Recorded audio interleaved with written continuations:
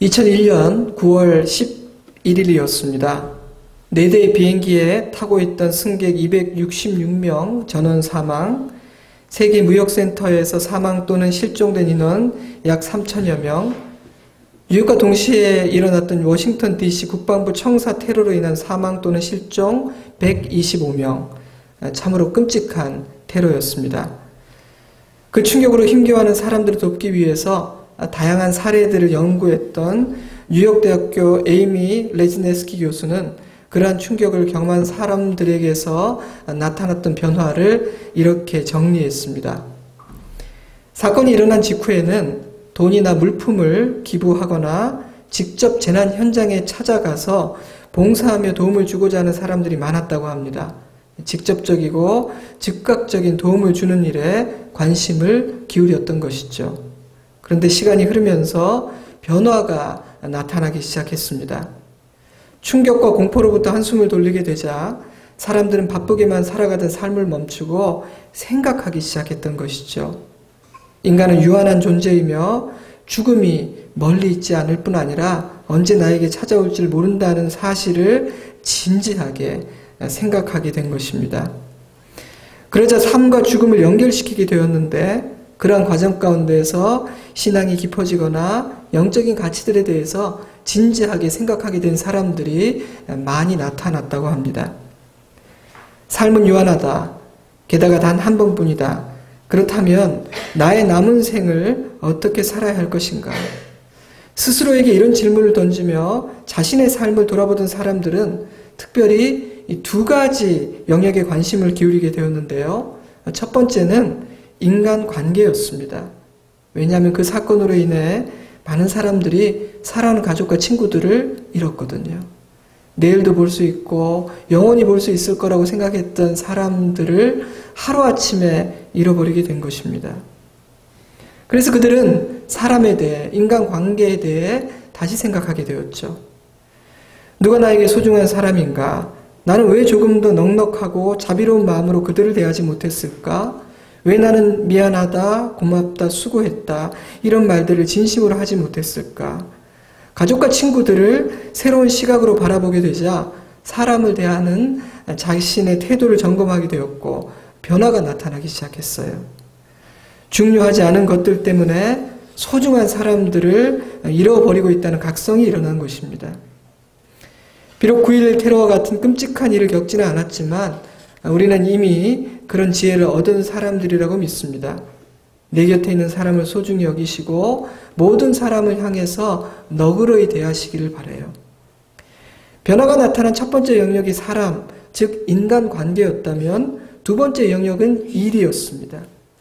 삶과 죽음을 연결시키게 되자 단지 하루하루가 아닌 삶 전체를 바라보게 되었고 자연스럽게 우리의 삶에서 큰 부분을 차지하고 있는 일의 의미와 목적 그리고 그 일을 대하는 자신의 태도를 돌아보게 된 것이죠. 그런데 그 과정에서 많은 사람들에게 돈, 명예, 성공과 같은 눈에 보이는 것들이 아니라 그 일의 가치와 의미를 생각하고 추구하게 되는 변화가 나타났습니다. 심지어 그 과정에서요, 직업 자체를 바꿔버린 사람들도 나타났다고 해요. 레지네스키 교수는 삶의 유한성을 깨닫고 남은 인생을 어떻게 살아가야 할지를 고민했던 사람들이 자신의 일에 대해 소명의식을 갖고 살아가고자 했다는 점에 큰 의미를 두면서 우리도 삶을 살아가는 이유와 일의 의미 그리고 일하는 방식에 대해 검토해 보아야 한다고 도전합니다. 나는 무엇을 위해서 이런 방식으로 살아가고 있는지를 질문하고 대답하는 진지한 시간을 가져야 한다는 것이죠. 호모 라보르, 일하는 인간, 즉 인간은 일하는 존재라는 뜻입니다. 그만큼 일은요, 인간의 삶에서 뗄 수가 없는 주제죠. 그렇다면 일은 저주일까요? 축복일까요? 창세기 1장은 일은 하나님의 거룩한 부르심이고 소명이라고 말합니다. 일이 저주가 아님을 알 수 있는 첫 번째 증거는 하나님께서 일하셨다는 것이죠. 창세기 1장 1절 대초에 하나님이 천지를 창조하시니라. 2장 2절 하나님이 그가 하시던 일을 일곱째 날에 마치시니 그가 하시던 모든 일을 그치고 일곱째 날에 안식하시니라. 성경은 하나님께서 일하셨다는 선언으로 시작됩니다. 예수님은 이런 말씀도 하셨죠. 요한복음 5장 17절 예수께서 그들에게 이르시되 내 아버지께서 이제까지 일하시니 나도 일한다. My Father is working until now and I myself am working. 성경은 하나님을 우리를 위해 이 세상을 위해 일하시는 분이라고 설명하고 있죠. 그러므로 일은 악한 것이라거나 하루라도 빨리 벗어버려야 하는 저주라고 말할 수는 없을 것 같습니다. 제 생각에 아마도 천국이란 아무 일을 하지 않는 곳이 아니라 아주 즐겁고 행복하게 의미 있고 가치 있는 일을 열심히 하는 그런 곳이 아닐까 하는 생각을 해보았어요. 또한 일은 타락 이전, 그러니까 죄가 이 세상에 들어오기 전에 인간에게 주어졌습니다. 처음에 죄의 값이는 형벌로 주어진 것이 아니란 뜻입니다. 창세기 1장 27절 하나님이 자기 형상 곧 하나님의 형상대로 사람을 창조하시되 남자와 여자를 창조하시고 하나님이 그들에게 복을 주시며 하나님이 그들에게 이르시되 생육하고 번성하여 땅에 충만하라. 땅을 정복하라. 바다의 물고기와 하늘의 새와 땅에 움직이는 모든 생물을 다스리라 하시니라. 창세기 2장 15절 여호와 하나님이 그 사람을 이끌어 에덴 동산에 두어 그것을 경작하며 지키게 하시고 to work it and take care of it. 하나님께서 인간을 창조하시고 축복하며 주신 것 중 하나는 그들이 해야 될 일이었죠. 인간에게는 감당해야 하는 임무가 있었던 것입니다. 이러한 하나님의 명령은 일이란 하나님으로부터 주어진 거룩한 부르심이라는 사실을 보여줍니다. 우리는 그 부르심에 순종하여 일을 함으로 하나님의 통치를 이 땅에 실현하는 것입니다. 구약학자 엘렌 로스는 이렇게 표현했습니다. 인간, 곧 남자와 여자는 하나님의 형상으로 지음받은 덕분에 위대한 능력과 위대한 책임을 갖게 되었다. 일은 하나님의 형상대로 지음받았으며 여호와를 예배하고 섬기는 자들에게 허락된 특권이요 거룩한 소명이었습니다. 인간은 이를 통해 자신이 하나님의 형상을 따라 지음받은 존재임을 증명했고 하나님의 동업자가 될 수 있었습니다. 인간이 열심히 일함으로 말미암아 이 땅의 질서는 하나님의 선하신 뜻대로 유지될 수 있었으며 심지어 그 일터에서 하나님과 교제할 수 있었기 때문에 태초 인간에게 일이란 즐거움이요 보람이었을 거예요. 때문에 아마도 오늘은 출근하기 싫어, 에덴 동산에 가고 싶지 않아, 뭐 이런 생각은 갖지 않았겠죠. 이런 하나님의 명령은 하나님을 섬기는 일에는 육체적인 활동이 포함되어 있다는 사실도 보여줍니다. 우리는 종종 영적이고 종교적인 일만이 하나님을 향한 예배가 되고 영적인 의미를 가진다고 생각합니다만 창세기는 육체적인 활동 역시 예배가 되고 신성하다는 사실을 가르쳐줍니다. 그래서 하나님의 임재 연습이라는 책으로 잘 알려진 로렌스 형제에게는 수도원의 주방이 예배의 장소가 될 수 있었으며 농부들에게는 밭이, 광부들에게는 광산이, 주부들에게는 주방이 하나님을 섬기는 자리가 될 수 있었던 것이죠. 그러므로 우리는 몸으로 섬기는 모든 행위들을 가치 있게 여겨야 합니다. 하나님의 일은 손과 발의 섬김을 통해 이루어집니다. 하나님은 땀 흘리고 수고하는 노동의 현장에 임재하시고 몸의 활동을 통해, 육체의 활동을 통해 당신의 뜻을 이루십니다. 때문에 이렇게 우리가 정해놓고 드리는 이 예배 시간뿐만 아니라 예배 전에 주차 봉사를 한다거나 예배를 마치고 청소하고 뒷정리를 하는 일 역시 예배가 되는 것이죠. 이처럼 일은 고통스러운 행위가 아니라 우리의 정체성과 존재의 의미를 되새기게 만드는 복된 행위였습니다. 그런데 인간이 뱀의 유혹에 빠져 하나님의 말씀에 불순종하였을 때 창조 세계와 인간의 삶에 큰 변화가 일어나게 되죠. 창세기 3장 17절 아담에게 이르시되 내가 내 아내의 말을 듣고 내가 내게 먹지 말라 한 나무의 열매를 먹었은즉 땅은 너로 말미암아 저주를 받고 너는 내 평생에 수고하여 그 소산을 먹으리라. 땅이 내게 가시덤불과 엉겅퀴를 낼 것이라. 내가 먹을 것은 밭의 채소인즉 내가 흙으로 돌아갈 때까지 얼굴에 땀을 흘려야 먹을 것을 먹으리니 내가 그것에서 취함을 얻었음이라. 자, 이 말씀은 일이란 인간이 하나님 안에 있을 때에만 복되고 의미 있는 행위가 될 수 있음을 보여줍니다. 그런데 인간이 하나님을 떠나고 하나님으로부터 멀어짐으로 모든 것들이 망가진 거예요. 시편 127편 2절 너희가 일찍이 일어나고 늦게 누우며 수고의 떡을 먹음이 헛되도다. 죄로 인하여 세상의 구조 전체가 완전히 어그러져 버렸지만 그 중에서도 일만큼 망가져 버린 영역도 없습니다. 축복의 도구로 주신 일이 인간의 어리석음과 교만으로 말미암아 저주의 도구와 무거운 짐으로 왜곡되어 버린 것이죠.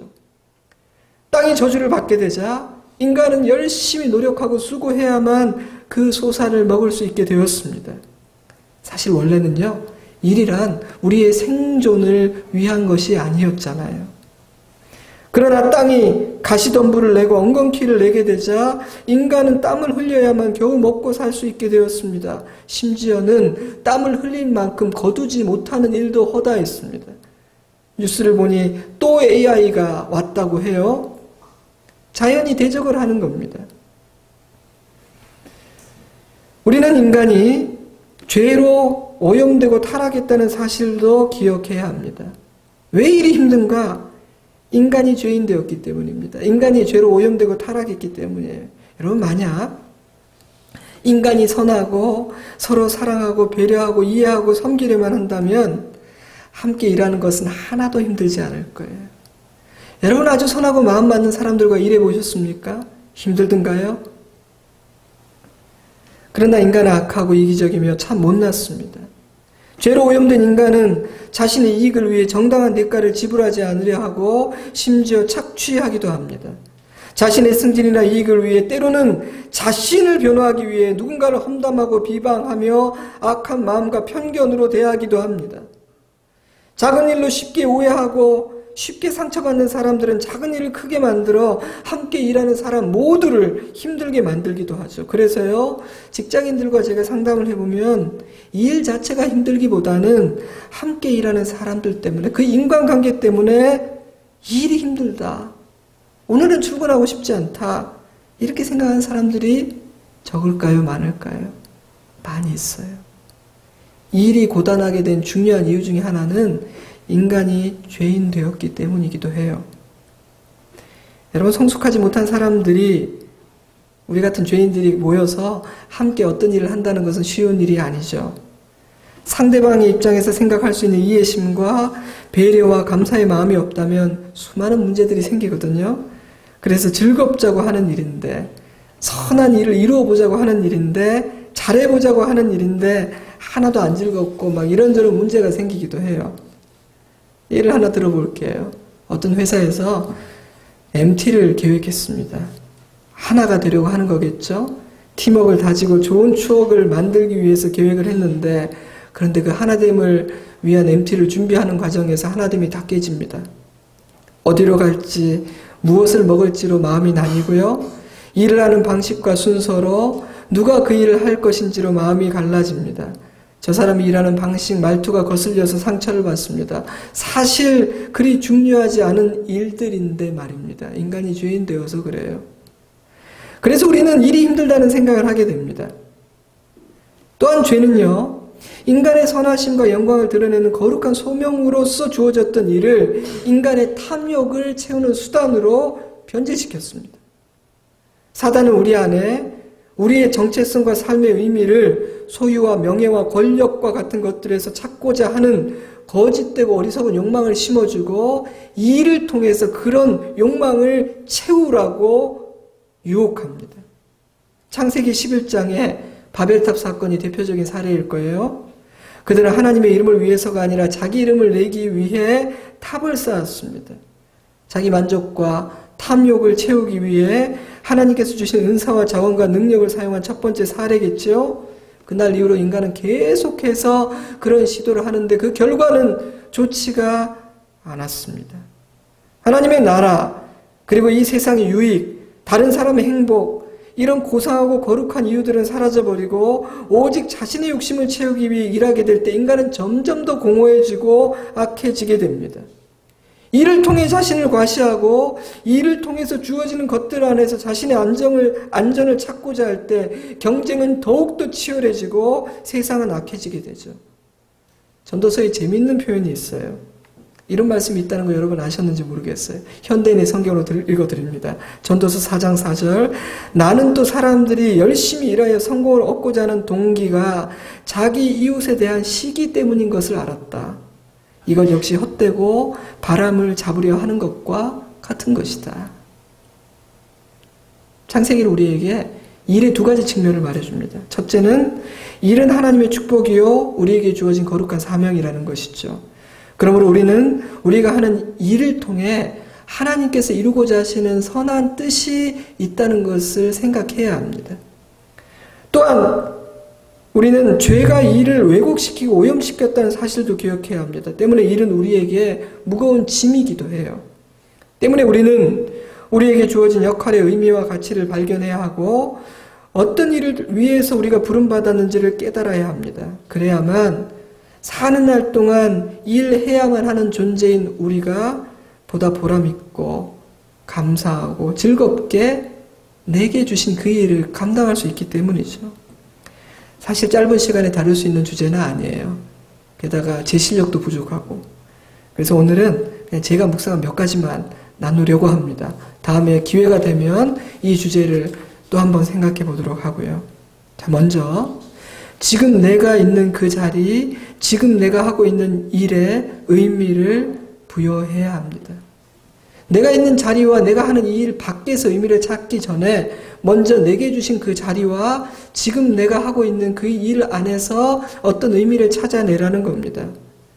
의미 있는 일을 하자 이렇게 말씀드리면 자칫 지금의 자리와 역할에 의미가 없으니까 빨리 박차고 나가야 된다 뭐 이렇게 오해할 소지가 있기 때문이에요.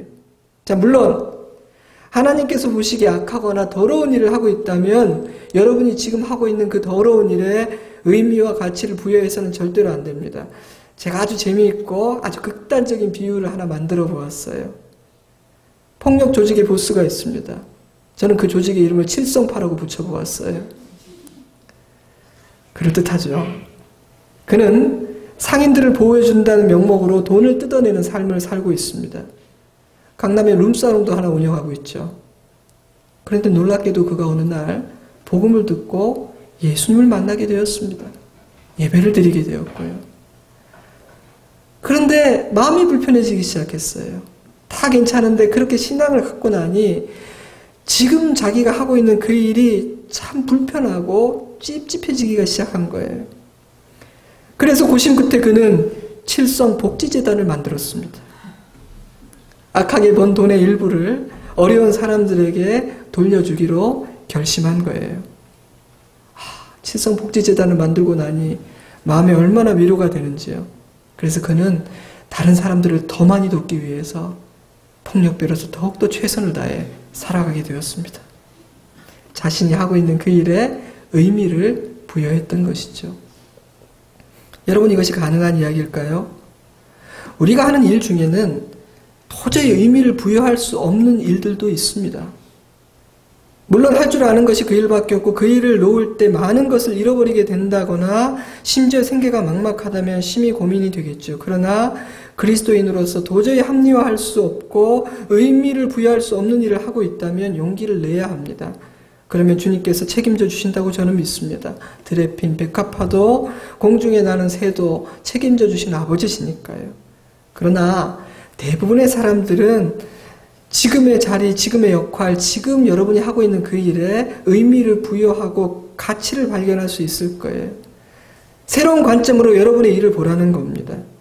예를 들어 가족을 위해 직장에 나가 일하는 가장의 자리는 어떻습니까? 저는 가족의 생계를 위해 일하는 것은 참 의미 있고 소중한 일이라고 생각합니다. 만약 여러분에게 직원이라도 있다면 여러분이 몇 가정을 더 책임지고 있는 것이니 그것은 더 훌륭한 일이겠죠. 그러므로 하나님, 저 오늘도 출근합니다. 저를 통해 우리 가정의 필요를 채워주심을 감사드립니다. 몇몇 직원들의 가정의 생계도 책임져 주시는 것 진짜 감사드립니다. 오늘도 저희 일터에서 하나님의 인도하심을 경험하기를 원합니다. 이 일을 통해 오늘 하나님께서 이루고자 하신 일을 깨닫고 순종하는 제가 되기를 원해요. 라고 기도하면서 하루를 시작할 수 있습니다. 학생의 자리는 어떻습니까? 우리는 흔히 공부하는 것은 미래를 위한 준비라고 생각하지만 저는 하나님께서 우리에게 학생이라는 신분을 허락하셨기 때문에 공부하는 그 자체로 신성하고 훌륭한 일을 하고 있는 거라고 생각해요. 만약 그렇게 생각한다면 우리는 하나님께 대한 순종과 감사로서 성실히 공부해야 하는 것이죠. 주부의 자리는 어떻습니까? 자녀 양육, 요리, 설거지, 청소, 빨래, 주부의 일은 만만치 않은 중노동이죠. 저는 종종 그런 일들을 무의미하게 여기는 분들을 만납니다. 아주 잘못된 생각이죠. 주부로서 하고 있는 모든 일은 하나님께서 귀하게 여기시는 일입니다. 예배가 됩니다. 그러므로 주부의 일에 의미와 가치를 부여해야 되는 것이죠. 밥을 하며 이 밥을 먹는 우리 가족들의 영혼과 육신을 아버지께서 돌보아 주시기를 기도하고 청소를 하며 하나님과 교제를 나눌 수 있습니다. 로렌스 형제에게 수도원의 주방이 하나님의 임재를 경험하는 장소가 되었듯이 말입니다. 얼마 전에 읽었던 책에 이런 문장이 있었어요. 나는 보험 설계사다. 물론 먹고 살기 위해서 시작한 일이지만 지금 나는 이 일의 가치를 알고 있기 때문에 아주 행복하게 일한다. 보험 설계사는 누구인가? 사람들에게 미래를 준비하게 하고 삶과 죽음을 생각하게 하며 살아있는 나를 소중히 여기게 하는 일을 하는 사람이라고 나는 생각한다. 빚을 갚고 생계를 이어가려는 마음으로 이 일을 시작했지만 한 명, 두 명 고객들의 삶이 내 삶 깊숙이 들어오게 되었고 이제는 이전과는 전혀 다른 가치와 의미로 이 일을 한다. 나는 이 일을 통해 누군가를 도울 수 있음이 감사하다. 저는 일의 종류 자체가 우리를 행복하게 만들거나 불행하게 만드는 것이라고 생각하지 않습니다. 왜냐하면 같은 일을 하고 있음에도 불구하고 불행하게 생각하는 사람이 있는가 하면 참 행복하고 감사하게 일하는 사람도 있거든요. 그 차이는 자신이 하고 있는 일에 대한 태도, 나의 일에 어떤 의미와 가치를 부여하고 소원을 품고 있느냐에 따라 결정되는 것 같아요. 제가 한번 말씀드린 것 같은데 말씀을 준비하면서 또 생각났어요. 오래전에 우리 교육자들과 한번 식사를 하러 갔는데 거기서 서빙하는 분이 너무 밝고 싹싹하고 열심히 일하셔서 제가 굉장히 감동을 받았습니다. 제가 좀 아재의 스타일입니다. 그래서 우리 교육자들이 참 힘들어해요. 저는 어디 가서 이렇게 막 잘 물어보고 막 동네 주민들처럼 막 그렇게 얘기를 하는데 그래서 그날도 물었어요. 속으로 이런 생각했습니다. 아르바이트생이라면 저렇게 열심히 저렇게 밝게 일할 리는 없어. 분명히 가족일 거야. 사장님의 가족일 거야. 보통 여기서 생각하고 끝났는데 저는 또 물어보거든요. 아가씨, 사장님 딸이죠. 근데 놀랍게도 아니라는 거예요. 자기는 아르바이트생이래요. 제가 많이 놀라고 감동을 했어요. 와, 아르바이트생인데 저렇게 열심히 저렇게 밝게 마치 이 식당이 자기의 것인 것처럼 저렇게 일을 하네. 너무 감동을 해서요. 밥을 먹고 나와서 제가 편의점 가서 아이스크림을 2개 사서 그 두 분에게 드렸어요. 힘내시라고. 저는 그렇게 자기 일 열심히 기쁘게 하는 분들이 좀 사람들에게도 칭찬받고 인정받고 잘 됐으면 좋겠다는 마음이 있는 사람이거든요. 자, 그런가 하면 저희 동네 어느 밥집의 종업원 한 분은요. 이마에 나는 이 일이 하기 너무너무 싫다. 이곳은 내가 있을 곳이 아니야 라는 편말을 써붙이고 그런 표정으로 일하는 분도 보았습니다. 그날 안 좋은 일이 있었는지는 모르겠지만 안타깝긴 했어요. 왜 그런 차이가 생길까? 자신이 하는 일에 의미와 가치를 부여하지 않았기 때문입니다. 그래서 늘 그 일을 벗어날 생각만 하는 것이죠. 세상에는 천한 일이란 없다. 다만 천한 마음을 가진 사람만 있을 뿐이다. 우리의 자리, 우리가 하는 일에 의미를 부여하지 않는다면 우리는 불행하게 일할 수밖에 없을 거예요. 사랑하는 성도 여러분, 여러분은 지금 어떤 자리에서 어떤 일을 하고 계신가요? 만약 그 자리가 그리스도인으로서 있어서는 안 되는 자리가 아니라면 나를 그 자리에 두시고 그 일을 하게 하신 데는 분명히 이유가 있을 것입니다. 그 이유를 발견하십시오. 지금 내가 하고 있는 그 일에 의미와 가치를 부여하십시오. 다른 사람과 비교할 필요가 전혀 없습니다. 나의 자리, 나에게 맡기신 그 일은 귀중한 일이며 아버지께서 잠시든 오래든 나를 그 자리에 두신 데에는 분명한 이유와 목적이 있기 때문이죠. 또한 우리는 적극적으로 의미 있고 가치 있는 일을 찾고 그 일을 헌신해야 합니다. 그러니까 내가 하고 있는 일에 의미를 부여해야 할 뿐 아니라 의미 있는 일을 찾기도 해야 된다는 거예요. 후배 중에 디자이너가 있습니다. 보람 있고 의미 있는 일들을 많이 하는 것 같더라고요. 앞을 보지 못한 아이들을 가르치고 점자 그림책 삭파도 그립니다. 근데 그 친구가 하는 일 중에 다수가 별로 돈이 안 되는 일들이에요. 얼마 전에는 저희가 후원하는 세움 아동복지 실천회를 도와서 여주 교도소 안에 수감자의 어린 자녀들과 만날 수 있는 아동 친화적인 좀 따뜻하고 예쁜 그런 가족 접견실을 만드는 일을 했습니다. 국내 처음으로 마련된 공간이라고 해요. 저도 좀 놀랐습니다. 처음으로 그게 만들어졌는데 얼마나 귀한 일입니까? 그런데 그 좋은 일을 하면서 무례한 일도 많이 당하고 힘도 많이 들었나 봐요.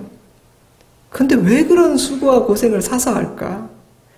의미가 있기 때문입니다. 가치가 있다고 생각하기 때문이죠. 그래서 그 과정에서 경험하는 비난과 수고도 기꺼이 감수하는 거예요. 어느 중소기업 사장님이 운영하는 카페가 있습니다. 크지 않은 자그마한 공간인데 직원이 너무 많아서 와, 보기보다 뭐 장사가 엄청나게 잘 되나 보다 싶었는데 웬걸요? 매달 엄청난 적자랍니다. 그런데 왜 그 카페를 운영하느냐?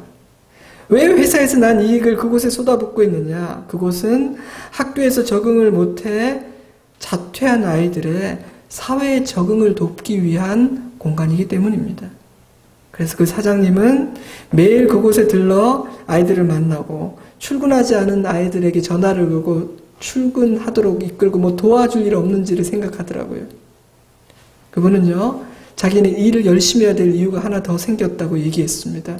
이 카페를 유지하려면 내가 진짜 더 열심히 일해야 된다. 우리 회사 잘 돼야 된다. 자원봉사와 후원으로 운영되는 비영리 기관들이 많이 있습니다. 크고 대단한 단체들은 아니지만 사람들의 손이 닿지 않는 작고 약한 분들에게는 꼭 필요한 그런 단체들이죠. 저는 그런 기관들이 문 닫지 않는 것이 참 신기합니다. 재정적인 후원이 끊어지지 않고 봉사하는 손길들이 끊어지지 않는 것이 놀랍습니다. 각박한 세상 아닌가요? 먹고 살기도 힘들다고 아우성들이 아닙니까? 현대인들이 얼마나 바쁘게 삽니까? 그러니까 좀 쉬고 싶지 않을까요?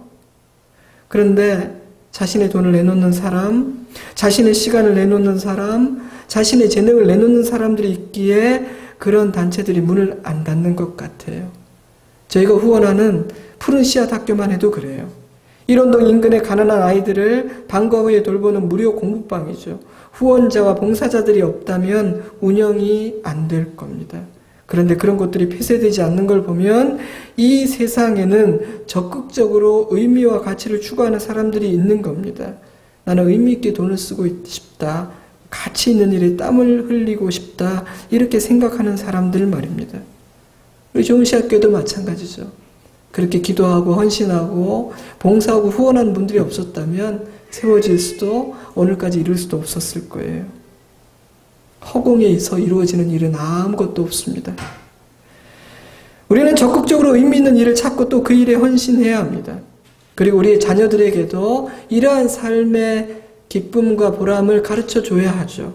세상의 성공이 물질적인 풍요로움이 전부가 아니라는 사실을 자녀들에게 가르쳐주는 것도 어른들의 몫이라고 생각해요.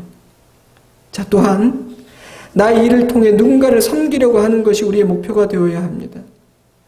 사람을 섬기기 위해 일하라. 나의 일을 통해 또 나의 일 가운데에서 주어지는 사람을 섬길 기회를 놓치지 말라는 뜻입니다. 지난 목요일 한 통의 문자가 왔습니다. 저희 교회는 아니에요. 목사님 사무실에 계세요? 잠깐 배워도 되나요? 저는 직감적으로 무슨 문제가 있구나, 고민이 있으신가 보다 하는 그 문자에서 그런 느낌이 들었습니다. 그분은 와서 울면서 많이 말씀하셨고 돌아갈 때는 많이 평안해지고 마음을 정하신 것 같았어요. 그저 들어주고 몇 마디를 하고 기도의 드림으로 누군가를 도와줄 수 있었다는 사실이 얼마나 감사하고 마음이 뿌듯했는지 모릅니다. 사람을 섬길 때 우리는 행복해지는 것 같아요. 사람을 섬길 때 우리는 하나님의 형상을 회복하게 되는 것 같습니다. 그래서 사람 섬기는 일을 잘하게 해달라고, 사람 섬길 기회를 달라고 기도를 드렸어요. 언젠가 핸드폰 서비스 센터에 갔는데 입구에 서 있던 안내원이 연로하신 어르신을 보고 달려가 짐을 들어드리고 친절히 안내해 드리는 것을 보았습니다. 제가 보기에 그분은 회사의 매뉴얼이 그렇게 돼 있기 때문에 그렇게 한 것이 아니라 자기 성품과 가치관 때문에 그렇게 반응한 것 같더라고요. 참 멋있어 보였습니다. 여러분, 우리는 우리의 성품과 가치관을 따라 행동하게 되어 있습니다. 그러므로 우리의 속사람이 변화되고 성품이 변화되지 않으면 사람을 섬기는 삶을 살 수 없는 것이죠. 어떻습니까? 하나님의 은혜는 우리의 성품을, 우리의 가치관을 뒤집어 놓았습니까? 그리스도의 복음은 우리의 옛사람을 죽여버리고 우리로 그리스도 안에 새 사람이 되게 하였습니까? 우리의 삶의 자리에서, 나의 직장에서 내가 하는 일을 통해서 어떻게 하면 사람을 섬길 수 있을까? 여러분 한번 고민해 보세요. 저는 고민하는 자에게 보일 거라고 믿습니다. 그 일을 할 수 있다면 우리는 좀 더 보람 있고 감사하게 우리의 일을 할 수 있지 않을까요? 또한 우리는 하나님을 드러내고 복음을 전하기 위해 일해야 합니다. 하나님의 선하신 뜻을 이루기 위해서 일해야 합니다. 여러 가지 목적이 있겠지만 저는 우리의 가장 궁극적인 소망과 목적은 우리의 일터에서 우리가 하는 일을 통해 하나님의 영광을 드러내고 그리스도를 증거하고 하나님의 뜻을 이루는 것이라고 생각합니다. 하나님을 기쁘시게 하고 그 뜻을 이루어 드리는 것보다 더 가치 있는 일이 있다면 저에게 알려주세요. 한 영혼을 구원하고 한 영혼을 살리고 한 사람을 위로하는 일보다 더 가치 있는 일이 있다면 저에게 말씀해 주십시오. 그러므로 우리는 언제 어디서든 하나님을 전하고 복음을 드러내고 하나님의 선하신 뜻이 하늘에서 이루어지는 것처럼 이 땅에서도 이루어지기를 소원해야 하는 것입니다. 자, 그러려면요, 우리는 먼저 우리 자신이 예수님 안에서 다시 태어난 거듭난 하나님의 자녀이어야 합니다. 내가 알지 못하고 확신하지 못하는 것을 드러낼 수 없고 전할 수 없기 때문이죠. 우리 안에 복음이 있습니까? 우리 안에 그리스도가 계신가요? 예수님 안에서 옛사람이 죽고 새 사람으로 다시 태어난 제 후배에게는 오직 하나님과 복음밖에는 보이지가 않더라고요. 복음을 전하고 하나님의 뜻을 이루는 일보다 더 중요한 일이 없는 것처럼 보였습니다. 진짜 거듭나니까 사람이 그렇게 바뀌더라고요. 그렇다면 우리가 하나님 드러내고 복음을 증거하고 주님의 뜻을 이루고자 하지 못하는 이유는 우리의 옛사람이 죽고 새롭게 태어나는 그 일이 일어나지 않았기 때문인지도 몰라요. 그러므로 먼저 우리의 영적인 상태를 점검할 필요가 있습니다. 또한 우리는 이 일을 하려면 새 옷을 입어야 합니다. 예수님을 닮아야 한다는 말이죠. 우리의 새로운 성품이 우리의 삶의 자리와 우리의 일하는 그 자리에서 우리의 새로운 성품이 예수 그리스도로 말미암은 우리의 새로운 성품이 일의 현장에서 드러나야 한다는 거예요. 그때 그리스도가 드러납니다. 사람들과의 관계 안에서 우리가 일하는 그 자리에서 우리의 새로운 성품이 드러날 때 예수님이 드러납니다. 어떤 젊은 여성 하나가 어느 주일인가부터 꼬박꼬박 예배에 참석하더니 예배 끝나기가 무섭게 싹 빠져나가더래요. 어느 날 그녀에게 물었더니 자기가 아직 예수님을 주님으로 믿고 있지는 않지만 이 신앙에 대해서 굉장히 큰 관심을 가지고 지금 지켜보고 있는 중이라고 말했습니다. 그럼 어떻게 예수님도 모르는 분이 교회에 와서 예배를 드리게 되냐고 물었더니 그분의 사연이 참 감동적이었어요. 뉴욕 맨하튼의 한 회사에서 일하는 그녀는 해고를 당해도 할 말이 없을 정도로 큰 실수를 저질렀습니다.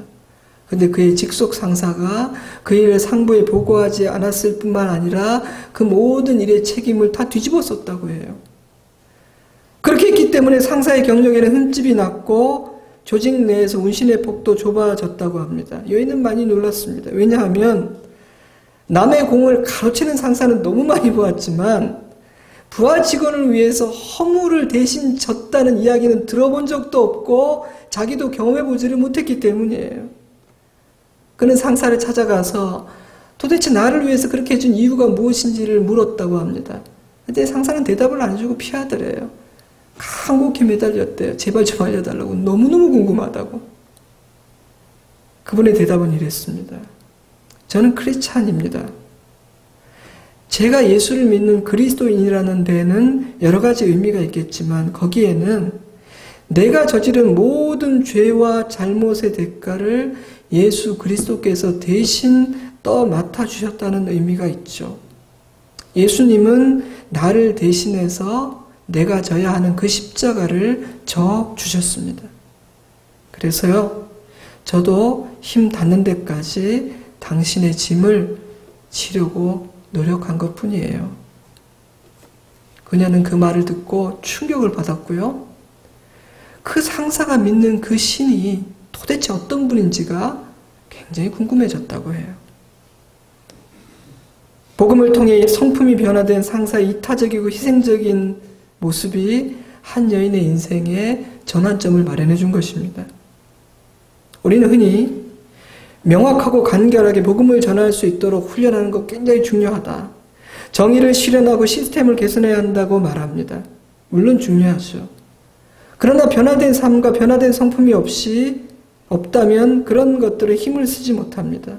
왜냐하면 사람들은 기독교의 교리나 조직이 아니라 그리스도인들의 성품과 태도에 상처받고 질려버린 경우가 훨씬 많거든요. 때문에 그리스도인들은 변화된 그리고 변화되고 있는 사람이어야 합니다. 그리스도인들은 너그럽다는 소리를 들을 수 있어야 합니다. 그리스도인들은 테이커가 아니라 기버로 살아야 하고요. 정직하며 난관과 실패, 자신의 불이익이나 마음에 맞지 않는 일들 앞에서도 평온하고 침착하다는 평가를 들을 수 있어야 합니다. 왜냐하면 그때 비로소 우리 안에 계신 그 예수 그리스도가 드러나기 때문이죠. 그러므로 우리가 옛날에 입고 다니던 그 더러운 옷을 벗어버리고 예수 그리스도로 옷 입어야 하는 중요한 이유는 우리 자신의 행복과 평안을 위해서이기도 하지만 우리를 사랑하신 그 예수 그리스도를 세상에 보여주기 위해서이기도 합니다. 우리의 성품은 그리스도를 증거하고 있습니까? 우리의 성품은 그리스도를 보여주고 있습니까? 또한 우리는 하나님께서 우리에게 어떤 일을 허락하시든 언제 어디서이든 최선을 다해야 합니다. 요셉이 그랬죠. 다니엘도 그랬고요. 하나님은 최선을 다하는 것을 기뻐하시며 최선을 다할 때 하나님의 뜻이 성취됩니다. 더 나아가 하나님은 최선을 다하는 자에게 또 다른 기회를 주기도 하시더라고요. 새로운 기회의 문은 성실함과 최선 가운데 열리는 것을 저는 많이 보았어요. 어떤 분이 아이를 돌보는 일을 시작했습니다. 굶지 않으려고요. 남편이 파산을 했고 그래서 조그맣게 갖고 있던 집도 날리고 지하에 월세방을 갔는데 먹을 것이 없었답니다. 가만히 생각해 보니 자기가 아이를 좋아하고 아이를 사랑하니까 아이를 돌볼 수 있으면 좋겠다라고 생각을 했는데 거창하게 사업을 시작한 건 아니고요. 자기 아이 2명과 그 이야기를 들은 동네 지인이 또 아이 3명을 맡겨서 그냥 그렇게 5명 데리고 아이들을 돌보는 일을 시작했죠. 그런데 그렇게 시작한 그 놀이방이요, 2년 만에 3개의 지사로 확장된 계기는 아주 단순했습니다. 그 5명의 아이 중에 변비로 고생하는 2돌짜리 남자아이가 있었다 그래요. 근데 어느 날 너무너무 변을 못 봐서 힘들어하길래 저는 잘 모르지만 그게 가능한 모양이죠. 손가락을 이렇게 집어넣어서 그 똥을 긁어내서 빼줬나 봐요. 돈벌이로 했다면 그리 하지 않았겠죠. 그냥 그분은 그 아이를 사랑하고 아이가 고통스러워하니까 아이고 이거 도와줘야겠다 하고 일을 한 겁니다. 그런데 그날 우연히도 그곳에 왔던 어떤 엄마가 그렇게 하는 것을 본 거죠. 그리고 이야기를 하기 시작한 겁니다. 와, 그 사람은 좀 다르더라. 그 입소문 하나가 기회의 문을 열어주었습니다. 만약 그분이 아이들을 사랑하고 자신의 일을 최선을 다하지 않았다면, 자기 일을 가치 있게 여기고 의미를 부여하지 않았다면, 내가 진짜 죽지 못해서 굶어서 일을 하지만 조금만 생겨봐라 관둔다 이런 마음이었다면 어땠을까요? 여러분, 우리는 어떻습니까? 우리는 우리의 자리에 최선을 다하고 있습니까? 우리의 일에 성실한가요? 말씀을 맺겠습니다. 사랑하는 성도 여러분, 오늘 일에 대해서 묵상해 보았어요. 일은 거룩한 사명이고 축복이라는 사실과 또한 죄로 오염되어 왜곡되고 변질되어 버렸다는 것. 그래서 이 일이라는 것이 우리에게 참 무거운 짐이기도 하다는 것을 함께 생각해 보았습니다. 때문에 우리는 일의 의미와 가치를 회복해야 됩니다. 어떻게 일해야 되는지, 어떻게 하면 행복하고 의미 있게 일할 수 있는지를 배우고 그렇게 일할 필요가 있어요. 자, 이 시간 우리 자신에게 한번 물어봅시다. 나는 즐겁고 행복하게 일하고 있는가? 나는 지금 내가 하고 있는 이 일에 의미와 가치를 두고 그래서 최선을 다하고 있는가? 우리 모두의 남은 날 동안 행복하고 보람있게 감사함으로 일할 수 있기를 바랍니다. 많은 사람들은 어리석기 때문에 9.11 테러와 같은 충격적인 일들을 통해서 비로소 삶의 의미를 생각하게 되지만 우리는 말씀을 통해 삶의 의미와 목적 그리고 내가 하는 일의 의미와 가치를 생각할 수 있음을 감사드립니다. 우리에게 보람 있는 삶을 살 수 있는 기회를 주심을 감사드립니다.